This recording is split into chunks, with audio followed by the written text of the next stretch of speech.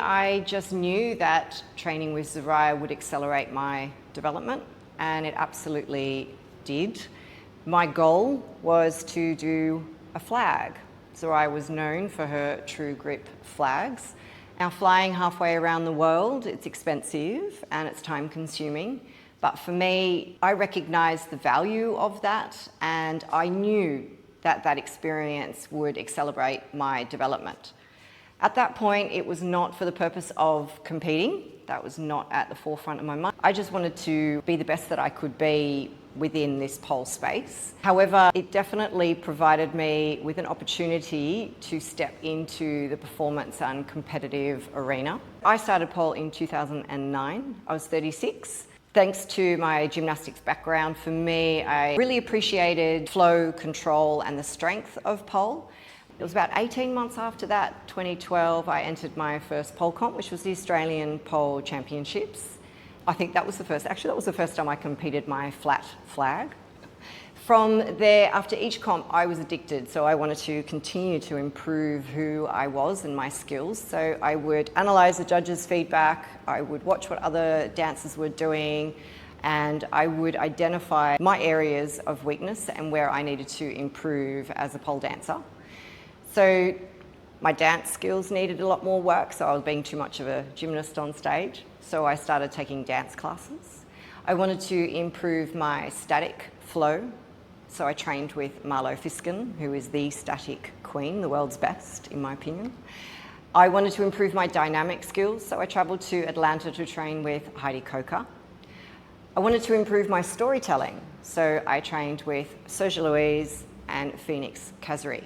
So all these people are at the top of their game and experts in their field, and definitely contributed to where I went next.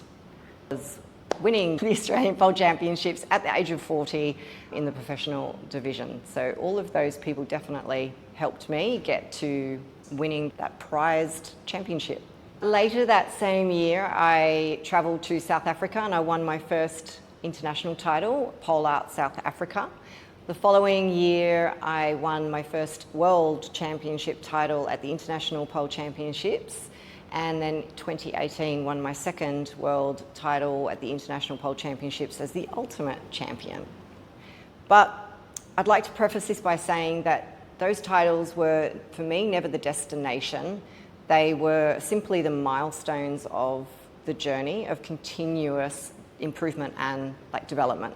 It doesn't matter what your age is, what your background is, your experience, there's always going to be someone within that field who can help you get to that next level.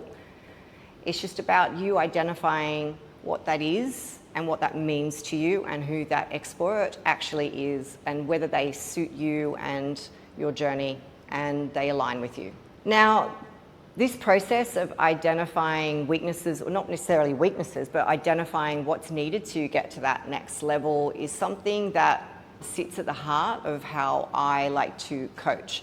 So I definitely see this as being my superpower. I believe that my strength is an ability to see people, what can be done for them to reach their next level and unlock their potential. Whether that's an athlete that's preparing for a competition, or an instructor who's developing their teaching skills, a studio owner who's looking to grow their business, or a student who is interested in finding the most powerful version of themselves. This is, I believe, my heart, and something that I have a very strong ability to be able to pick out what those things are and facilitate reaching their full potential.